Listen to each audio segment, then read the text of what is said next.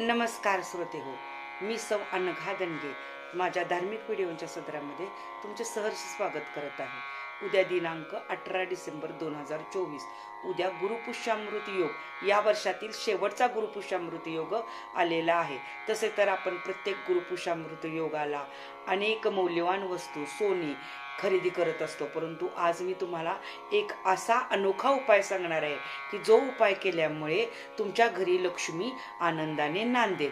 तो उपाय अजिबात खर्चिक नाही, वेळ घालवणारा नाही, तो सहज आणि सोपा उपाय तुम्हाला मी आज सांगणार आहे।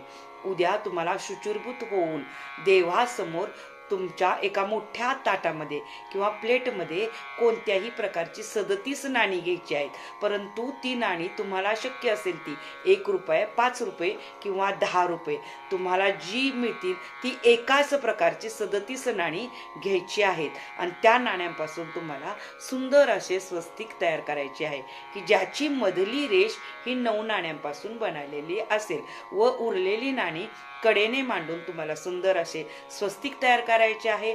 त्या स्वस्तिकला तुम्हाला हळद, कुंकू, लाल फूल व्हायचे आहे। त्या स्वस्तिक समोर तुम्हाला तुपाचा दिवा लावायचा आहे। त्या दिव्यामध्ये तुम्हाला आठवणीने थोडी हळद पूड मिसळायची आहे। तसेच तुम्ही हा दिवा प्रज्वलित केल्यानंतर त्याच्या समोर हात जोडून तुम्हाला खालील मंत्र 108 वेळा म्हणायचा आहे। जास्तीत जास्त म्हटला तरी चालेल। तो मंत्र असा आहे, ओम क्लीम श्रीम ह्रीम महालक्ष्मीन महा। हा मंत्र तुम्हाला 108 वेळा सलग म्हणायचा आहे।